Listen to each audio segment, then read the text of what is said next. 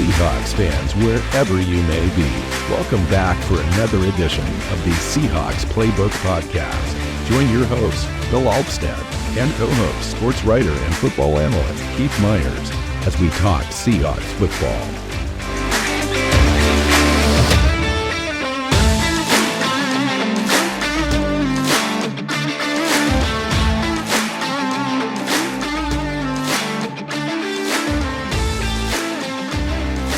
Hey, hi, Seahawks fans. Welcome back to another episode of the Seahawks Playbook podcast. I'm your host, Bill Alvstad, sitting down with co-host Keith Myers, here to talk Seahawks football. We are going to take a closer look at the Seahawks draft class of 2023 and kind of summarize our ideas and predictions about the impact that class will have on this season. And we'll kind of go through each player and just have a nice discussion. Welcome in. Yeah, so when we looked at this, you said rookie class, and I'm okay. There's 33 rookies on the roster, or no, 38 rookies on the roster. I'm like, no. I did focus on the ones that were drafted. Yeah, the ones that might actually make the team. Now we can throw in a couple other extra guys if you want, but no, I didn't. I went through it. I didn't see. I mean, other than the wide receivers, the two. Yeah. That may be competing for one spot. And a defensive tackle, that's about it. Yeah, maybe. Yeah, there's just not a lot that's interesting there. But the draft class is, of course, extremely interesting. And it just starts. Go ahead. But I will say this.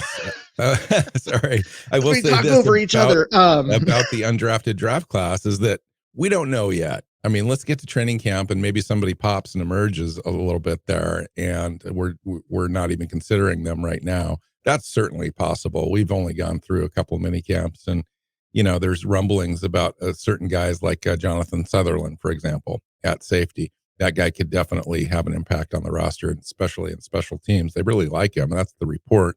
We're probably discounting that guy. For example, we'd like to see him on the field. Maybe we can see him, in action in a game, and then we can make a proper evaluation. So it's hard to go on secondhand knowledge on stuff like that. Mm-hmm. Okay. So might as well just do it in order on these draft picks, unless we kind of jump around a little bit as the show goes on. But first round draft pick, number 5 overall, Devin Witherspoon, cornerback out of Illinois, had an outstanding solid season in the Big Ten there. Defensive back of the year, all AP, All-American, best defensive back in the draft. Pairs, apparently, we say that because who knows exactly where he's going to line up, but it seems like he would line up opposite Tariq Woolen in this defense and really just have two corners that are locked down. Then you've got Mike Jackson coming back, not wanting to give up that spot.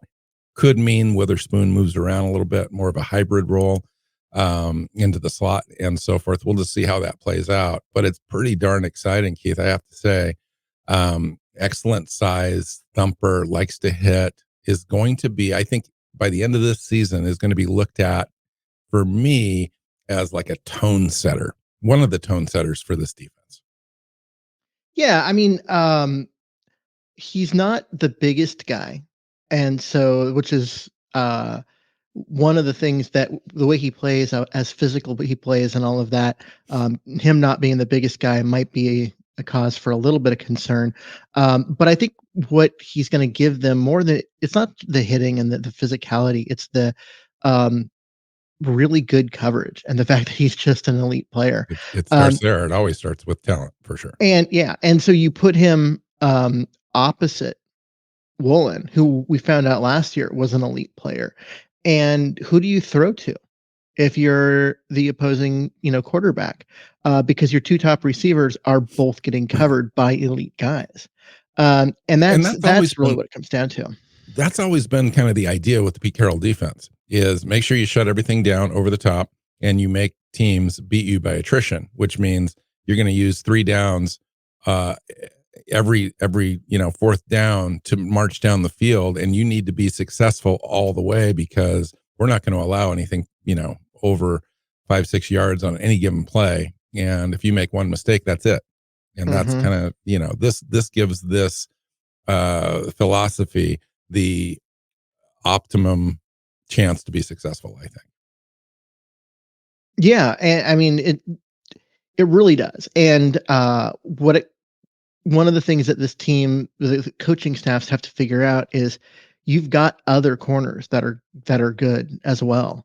How do you get the guys on the field? How do you make the most of that talent? How do you, um, you know, get those guys out on the field in a way that maximizes talent rather than, um, just having guys out there not doing what they do best. And but we'll see what the coaches do with it. If nothing else, you've got two elite players and you've got a very deep room of other Yeah. guys. Yeah. So let me ask you that. I mean, the show is titled "What Can We Expect from This Rookie Class?" What do you expect from Devin Witherspoon? I expect him to start. I expect him to get 4 or 5 interceptions and to have a passer rating against somewhere around 60. Yeah. I mean, The that's impact that he has too on a couple different players, yeah, and position groups, like Diggs, for example. Diggs is going to be able to trust these guys right out of the gate. It seems to me, at least, Devin Witherspoon's going to take a little bit of time to get used to the NFL route trees, different players that teams will want to exploit against him and so forth, height wise and whatnot. But Diggs, it would seem, is going to be able to do his job even more effectively because he's got two guys he can trust. Now he's able to kind of free himself up to roam around and make plays. Last year, we saw that towards the tail end of the season. Early on, he wasn't making the interceptions we were used to him making, and he came on once Mike Jackson and Woolen really established themselves as being premier. How does this affect Michael Jackson? um well, I mean, first of all, it moves him off the field on in the base defense, which he's not going to be happy about. Um, but They're he not going to just hand this to Witherspoon. I No, mean, it they're sounds like not. Mike Jackson is really fighting. He is. But that doesn't mean that you aren't you still expect talent to win out, right? But Jackson played pretty well last year and is a guy that can't come in and play the slot, and find other ways to get on the field. He's got to be on the outside. But maybe what he does is he shows he deserves to be on the field, and then when they go into the nickel, they bring him in on the outside and move Witherspoon inside. Into the slot, then do things that way, which I think would work really well for them. But ultimately, what it might end up doing is making Jackson a trade asset because they desperately need a defensive tackle. And if you need to Yeah, move a guy to get one, you've got a starting caliber corner sitting there on your bench. So I agree. Closer to the trade deadline, I think we're going to start to see rumblings about this, especially if we have shown a weakness at defensive tackle. Um, it, it, we're going to be figuring out which assets we can move to get something else. And you're right. We still have Kobe Bryant and Trey Brown there as well to be able to play in the slot so that Devon Witherspoon can still be on the outside. And so there's no shortage there of diversity and players that can handle that. And so it really does make Mike Jackson an asset. Now, they may not do anything. He's a restricted free agent next year as well, I believe. And so they've got an opportunity to kind of control him a little bit. And he's still a young player. And Pete loves physical corners as well as guys that come up and play the run really well. And he does that. Now, Devin mhm. Witherspoon is a guy on his own that plays really well against the run as well and is very physical. So it's kind of just a luxury right now. This year, maybe next year, for the Seahawks to have just one of the premier corner rooms in the NFL, I think. Yeah. So Okay. let's move on to pick number 2, which was also in the first round, and it's Jackson Smith-Njigba, the wide receiver. Easily, in my opinion, well, he's the best route runner in this draft class. There's guys that are taller and faster for being a deep threat, but as far as just being a complete player, he's the best one. Um, what are your thoughts on what we can expect from him? Well, I think right away he comes in and is a solid zone beating possession wide receiver for this team. Moves the chains. He's a chain mover kind of guy.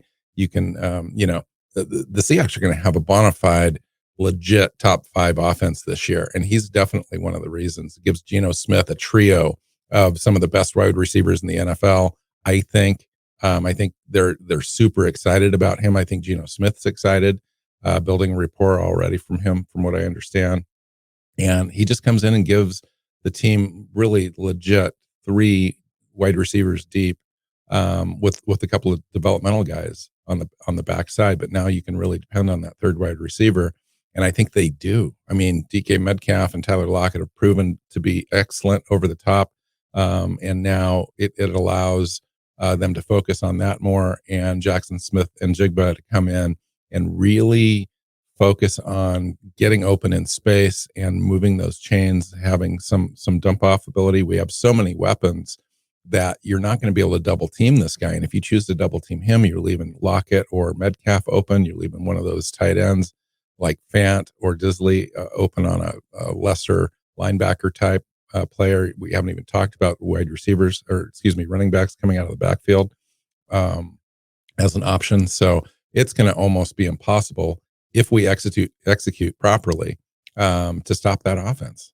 And he's definitely going to be an upgrade over anything we've had in the last 5 years. So, in terms of expectations, do you have some stats in mind? Yeah, I think he's definitely got the ability to have on the high end. Okay, let's just say completely optimistic, high end, high ceiling rookie year. I think he could add 75 catches. Now his Wow. yards per catch is going to be lower than DK and Tyler Lockett. I think he's going to average around 10 to 12 yards per reception over the season. But it to me, I think that this offense becomes much more efficient. I think that we convert third downs on a much more regular basis, increasing that percentage. And I think that he benefits from that. He's the primary beneficiary, along with maybe Zach Charbonnet, who we'll talk about in a little bit, as far as being on the field, converting third downs, and having more opportunities to create longer drives. Another guy that's going to benefit is like Jason Myers, field goal kicker. We're going to be in field goal position a lot more this year, I think. And so it's exciting. I think he's going to have that sort of an impact. I think he's going to be anywhere from 50 to 75 catches and probably 800 yards, maybe 4 to 6 touchdowns. Yeah, see Like a that's big time year for a rookie wide receiver. when I was looking at it, the numbers that I honed in on was 55 receptions for 800 yards and 5 touchdowns, which is a monster year for a rookie, but it's also not out of the question for him in this offense, the way that it's constructed. He's going to get his opportunities. Interestingly, the one of the people that it might hurt overall is the tight end group, because last year Mm-hmm. he was the guy that was um, they were the guys that kind of benefited from the lack of a third option at wide receiver. So they ran a lot of 2 and 3 tight ends out there, and so there were a lot more catches to go around. This year, now they don't have to do that quite as much. Now they Yeah. can have that third receiver, and so I wonder what it does to like Will Disley's production. It is interesting, because Will Disley had 25 receptions. Noah Fant had 45. Kobe Parkinson had 23 or something like that. I don't see those numbers really changing, only because I think we have the ball more. I think Geno has a higher completion percentage and actually has more completions this year. Last year he had 399. We covered that a couple shows ago. This year I could see him have closer to 450, and which is a crazy number, but I think it's doable in this offense because there's just so many weapons. So I think the numbers kind of stay the same for the tight end group, but they just increase. Like Marquise Goodwin last year in the third wide receiver spot ended up having, I'm just going to spitball this, but I think it was close to like 35 catches, Mm-hmm. 450 yards, something like that, and a few touchdowns. I think that Jackson Smith and Jigba is perfectly capable and way more talented as a wide receiver, as a route runner. It certainly doesn't have the speed, but with Jackson Smith and Jigba's ability to get open, um, there's just a huge upside there. I mean, from everything I'm hearing, he's everything that they thought that they were getting, and that's a pretty exciting thing. Yeah, I mean, an elite prospect, absolutely. Never expected the Seahawks to draft him, not because of the player, but just because of the lack of positional need, and they needed other things and all of that. But And he was supposed to be gone by the time that they got to 20. oh yeah, there's the I think we were all surprised that he was available there. Um, Yeah, no wide receivers taken before the 20th pick, which is unusual. But yeah, he was the best of them, and according to most, he was better than Garrett and Alave at Ohio State, including his position coach there that came out and said he was the best of that trio, and it showed in his sophomore season. He had 1,600 and some odd yards, third in the NCAA.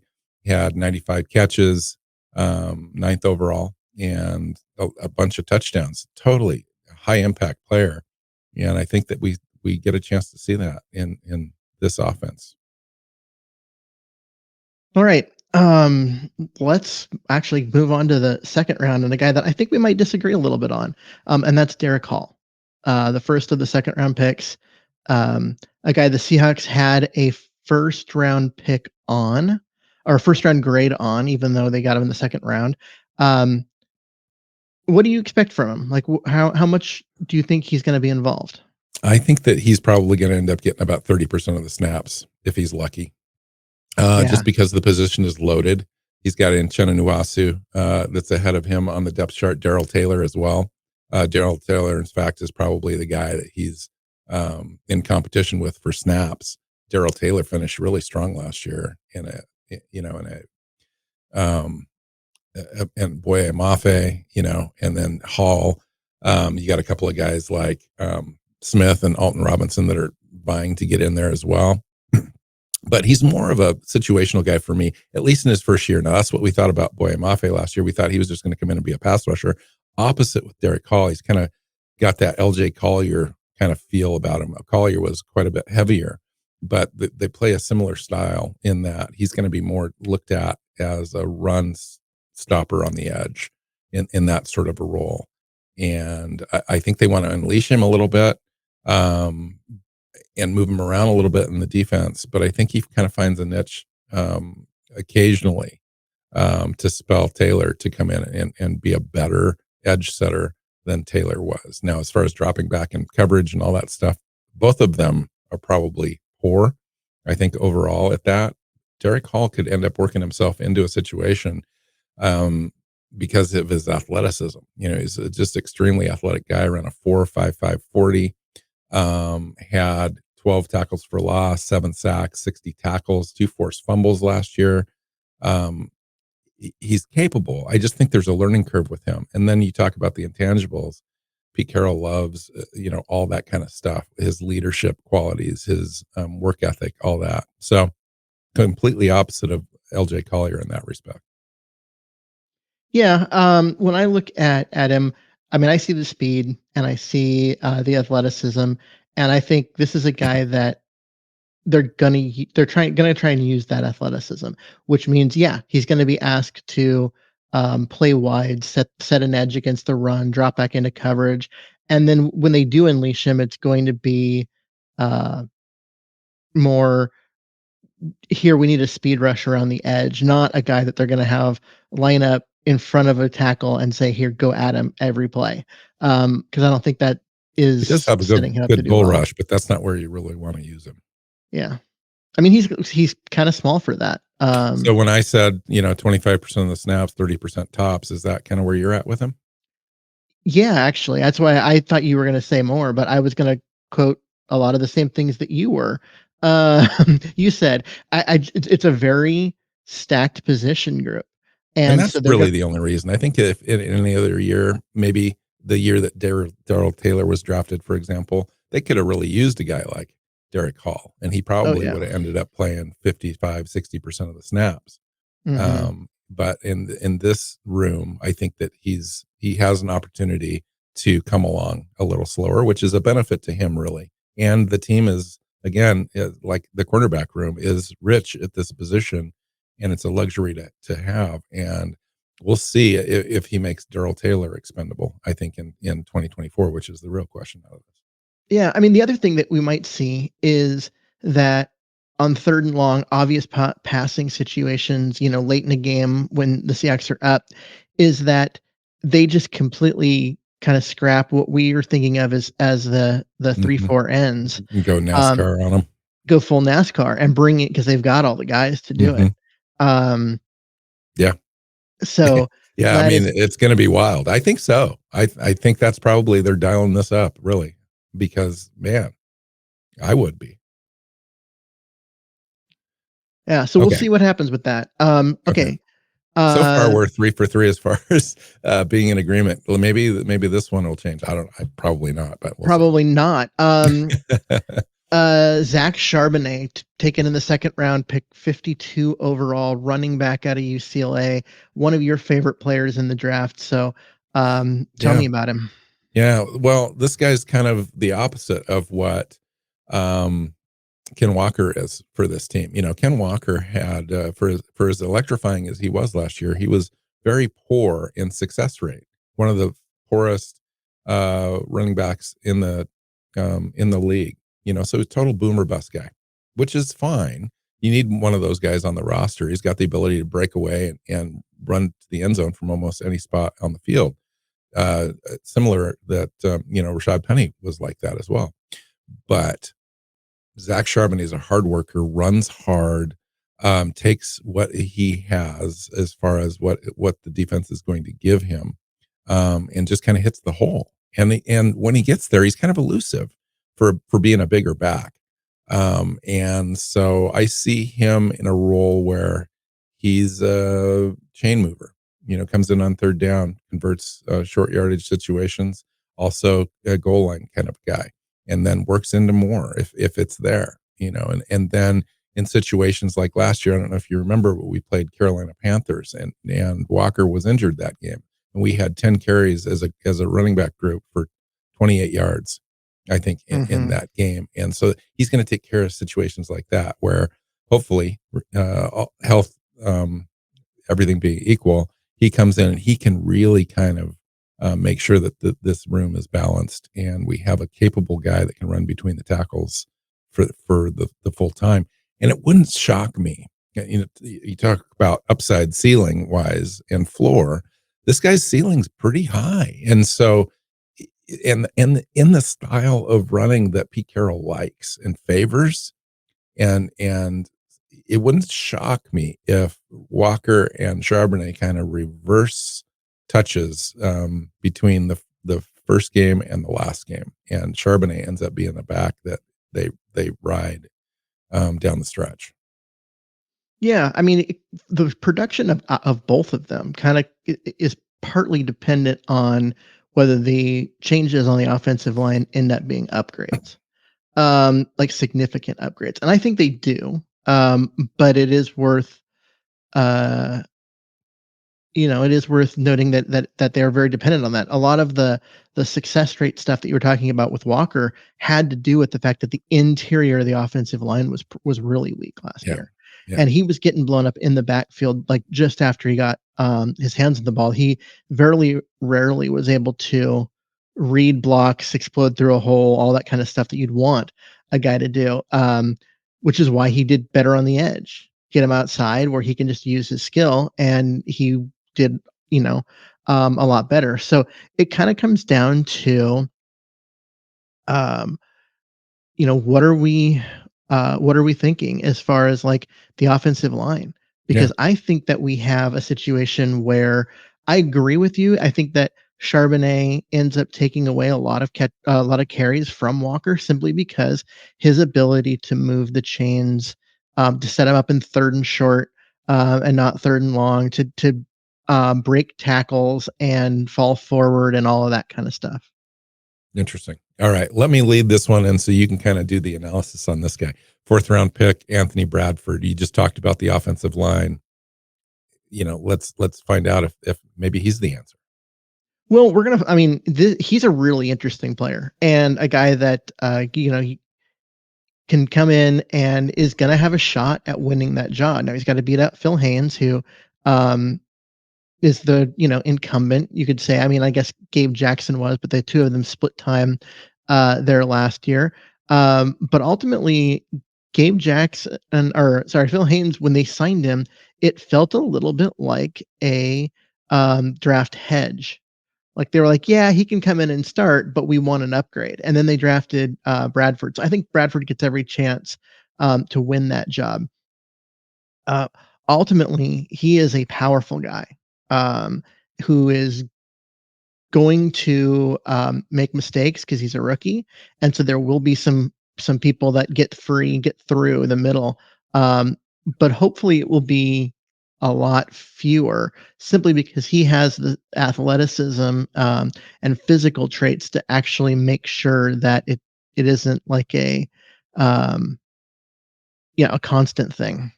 Yeah. Yeah. Brandon Thorne, guy has his own, newsletter, Trench Warfare, and writes for Establish the Run. Really likes him. One of his favorite players, one of his favorite guard prospects in the draft. One of the few offensive linemen, he said, put Jalen Carter on his back. Hmm. Big explosive guy, nasty demeanor. He's totally the run blocking guard that you want on the offense. And so therefore I would love to see him win the job because I think he's stronger, bigger, faster, more athletic than um, Phil Haynes. And Phil Haynes, as we know, is susceptible to injury. So, with all things taken into account, do you put Anthony Bradford in on day one, knowing he's got some work to do so that they can build that long term continuity that probably is the end result? But, or do you really look at this as a competition? And if Phil Haynes is ready to go, you start Phil Haynes. Um, That I mean, I would if he's ready, if Bradford's ready to go, I put Bradford in. It's just like last year where we knew that Cross was going to start, but we I questioned, whether they would start two rookies and said, well, they'll probably let Jake Curran start at the beginning of the year, but it really comes down to how quickly does Lucas take that job from him. Well, he took it in training camp, and they did start two rookies on week one.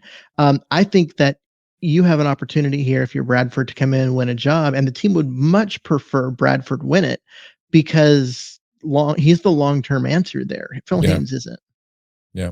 So are you concerned at all about Anthony Bradford's ability for pass protection?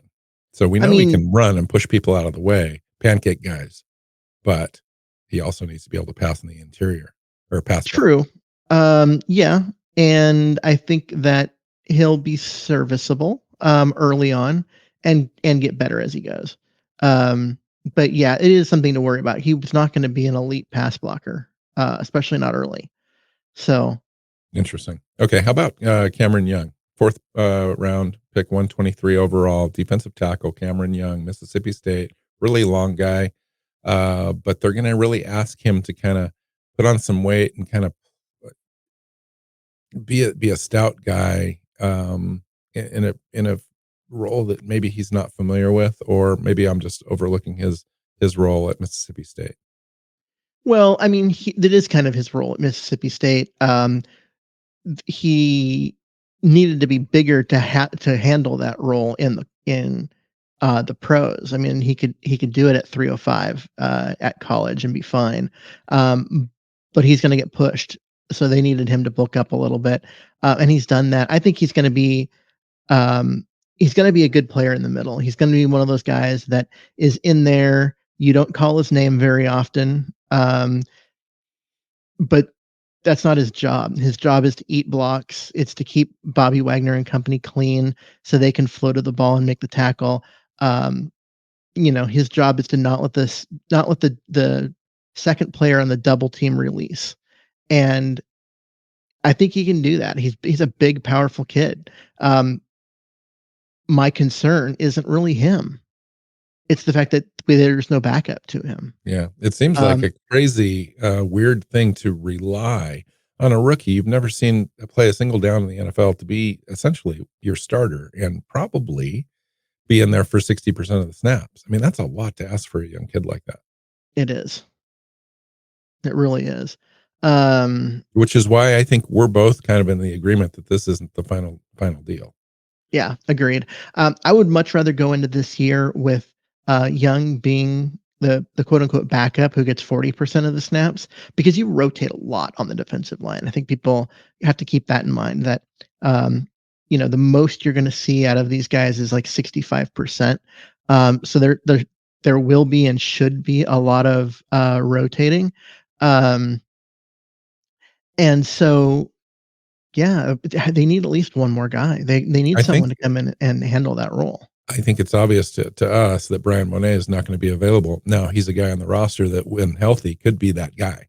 And I think that we would feel a lot more comfortable if he was coming into the role and Cameron Young was kind of rotating with him. That's not the case. And there's just a couple of undrafted rookie free agent guys in the back end, seemingly practice squad level guys. And so you really want somebody to come in and be a veteran, I think, to help Cameron Young figure it all out. And so I do believe that the Seahawks will make a move prior to the first game as far as picking up a camp casualty or a free agent that's sitting out there, whether it's Ndamukong Suh or somebody like that, just so that we have something there that's not going to cost too much. Okay. Yeah. I mean, I mean, Sue would be an interesting whether they went that route or not, but it would really tell you whether or not they believe that this is a problem, because Sue That's true. is very much not a young player, um, and not known for being the best locker room guy. So if Listen, too, also, if they come in and say, okay, here's the situation with the defense. We fully expect Cameron Young to play on first and second down, or first down, and if it goes into second and long, we're going to shift Jerron Reed over there. And so, or Mike Morris comes in, or Miles Adams, is available. Mario Edwards, they've talked highly about him and working him into some situations. So, um, I think that they have answers on the roster. It's to me, it's not optimal, but I haven't yet seen this defense in 2023 as far as how they want to run it. It could be Mhm. something that's, more athletic guys, faster, quicker, push the pocket, not necessarily get to the quarterback. And that might be what they're looking for, as far as having a guy that's just stout with one job, take up double teams and stop the run. Maybe Cameron Young is perfectly suitable for that, and we're just kind of we're He overly is. concerned because he's just a rookie. Well, we are. I think there is part of that, but you also can't get by with one of those guys. And if he's Um, injured, that's yeah, it. then you can't stop the run. You literally, the teams are just going to run all over you if he gets hurt in the middle of a game. So you've got to have a backup. You've got to have someone else who can do the job, just to make sure that your defense can function if something were to happen. And they don't have that now, and I think that is the concern, and that's what we're um, worried about. But I mean, they'll get there. I really Yeah, think they will. yeah. Okay, fifth round, pick 151 overall, Mike Morris out of Michigan. I like this player. Mhm. They're trying to move him inside. He played on the edge, primary as their edge and run defender at Michigan. They want him to kind of move inside on the three tech spot a little bit more exclusively, although they will move him. And he's a very strong player, but he has limited athletic ability as shown in his testing. So, what role do you see him playing this season? And what is his ceiling? I don't know if his ceiling is particularly high because of the lack of athleticism. Um, but he's a hardworking guy. He's a smart guy, and I could see there being. Um, this is gonna be not a great comp. He's very much LJ Collier in terms of not athletic but powerful, that size, all that kind Hmm. of stuff. I just think he's better. He's a better player coming out than Collier was, and this is a 3-4. He's a better fit as a 3-4 whether he's a 3 tech or a 5 tech, one, Mhm. the ends. I would probably play him at the 5 simply because it's closer to what he was doing in college, and he can set the edge for you and free up one of your linebackers. But overall, they're going to ask him to, uh, move some guys. He's going to be asked to be disruptive, and I think that his overall uh, ability to do that might be limited. Not as limited as Collier ended up being, but just in that same kind of realm. Like he's not the speed rusher. He's not the super explosive get into the backfield right at the snap kind of guy. The good news is he's got time. He's going to make the roster. I don't Oh think yeah. there's any issue about that. But he's got Dre Jones and Mario Edwards specifically in front of him. Miles Adams as well at that spot, and then Jaron Reed is a little bit. Well, he's a heavy guy too, but he's got a bunch of guys that are in front of him. So I don't see him impacting the field unless somebody gets injured. You take a look at working him in on special teams. He could be one of those guys on the roster, Keith, that doesn't suit up on game day for the at least the first half of the season, just because that position is pretty locked down. Yeah, there's just a lot of guys. I do I do like him as a player, and I do think there's a role for him. I don't know. I would perfectly um think I would expect him to be a guy that does suit up just because he's going to be a rotational guy. He can play either of the sides, even if he only ends up playing 30% of the snaps. I think he gets given a chance. Interesting. I think he plays much less than that, at least initially, but he could definitely work into that for sure. He is a hard worker, like you said. Okay.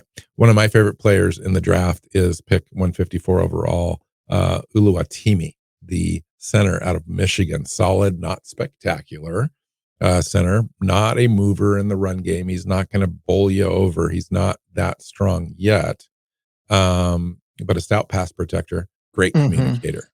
What do you think about this prospect, Keith? Well, this guy was one of the most decorated offensive linemen uh, ever.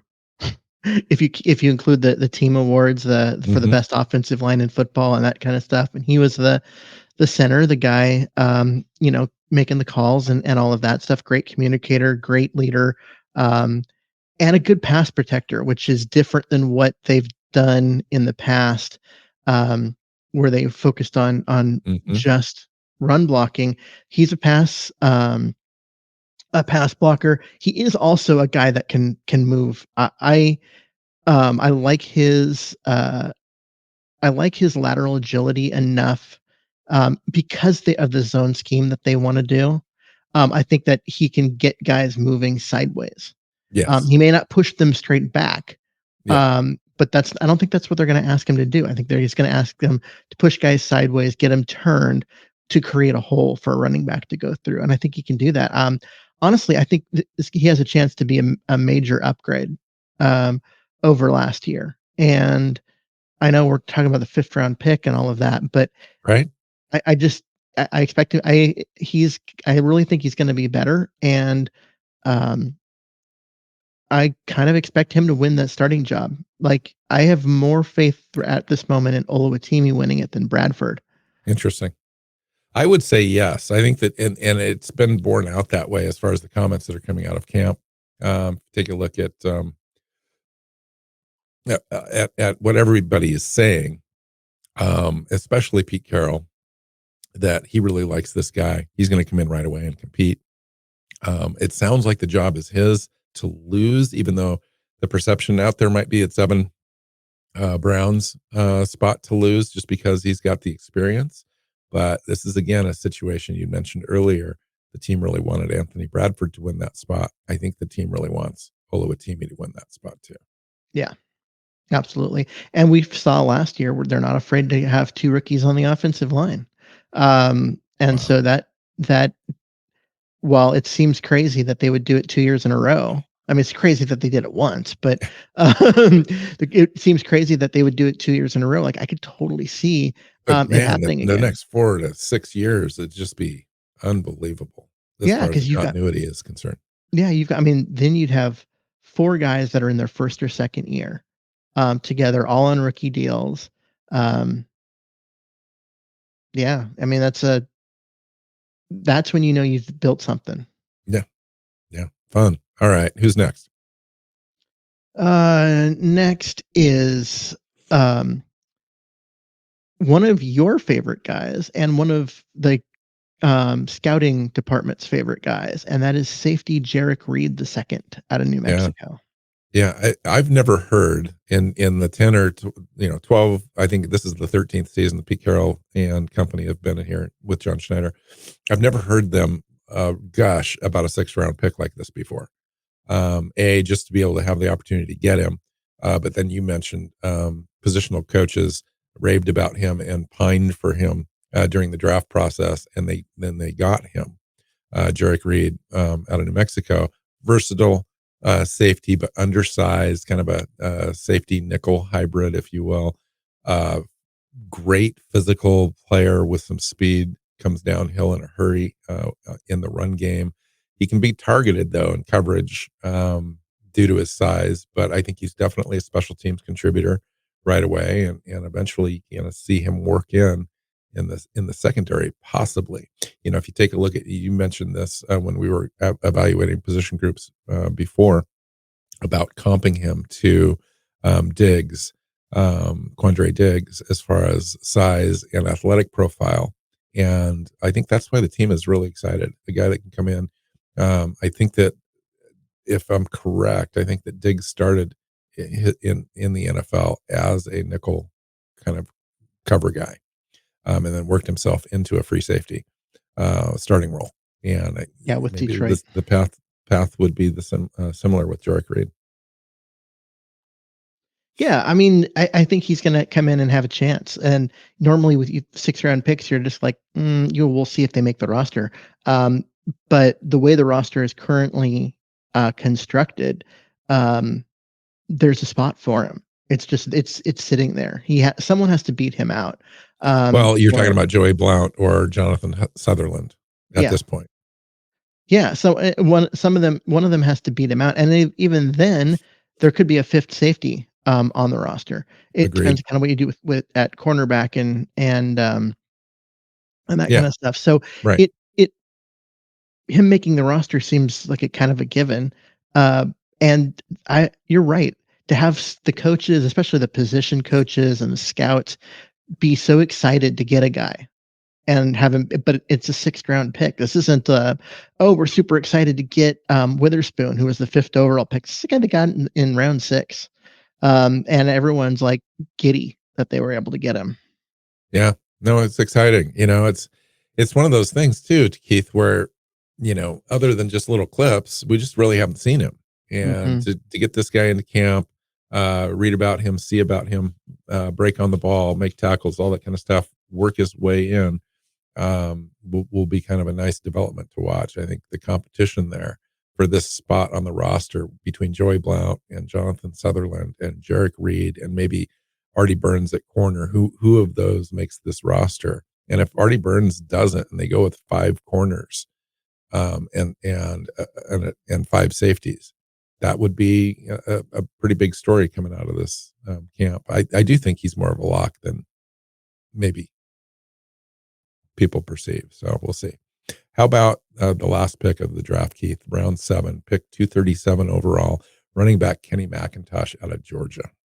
Another guy that I think you may be higher on Macintosh than anyone I've read or listened to.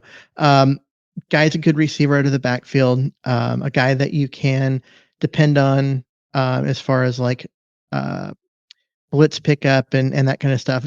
Just a ready-made third down back. Yeah, and that's Um, why I'm high on him, Keith. That just alone right there gets him into Pete Carroll's favorable area of being a running back. You do the things that are really important to get you on the field early in your career. Those are the things. And so that's why I think immediately he comes in and at least fills that Travis Homer role. yeah, I mean he's basically he's a similar to a Travis Homer, an upgrade, I think, but A um little bigger too, 6 foot 210. yep. But he's also a guy that doesn't have a ton of speed and isn't going to run between the tackles well. So um, he's not a guy that's going to come in and push for carries. He's a guy that's going to come in and push for um, the ability Yeah. to get on the field on third down, Yeah, his two-minute upside, Keith, offense. in this year would be, ultimately, and it's not probably gonna happen in week 1, but by the end of the season, his goal would be to surpass, DJ Dallas on the Yeah. depth chart and take those third down plays, receptions out of the backfield, pass blocking for Geno Smith. He's already really good at that. He's very adept at that already. So, I see him eventually carving out that role. I think he's a little bit more shiftier, a little bit more quickness than DJ Dallas, certainly about the same size, if not a Mhm. little heavier, and better already, I think, than Travis Homer ever was. And in this offense, with the receiving out of the backfield, maybe taking a step forward as far as the importance in this offense as we get more downs. You talked um, on positional coaches wise, offensive coordinator last year came out a couple different times during the season and said, "Listen, the only reason why we ran the plays we ran is because we just didn't have an opportunity to run more." And so you end up being a little bit more conservative. You don't have an opportunity to convert on third downs, and it really limits your ability to kind of stretch that playbook. And I think this year they do. They get that opportunity, and I think that's why a guy like Kenny McIntosh might have a bigger impact than we're talking about. Yeah. But it all has to come together. Those offensive linemen, I really do. I think I take your position on those guys. I'd love for those guys to be able to earn those spots and go into the season with a couple of rookies at guard and center, and just kind of take your lumps early in the season, and hopefully, it's better overall than not, and the offense just kind of blooms, and it's super exciting. I think the potential is the ceiling of this offense to me is the best offense in Seahawks history. I really Mhm. do.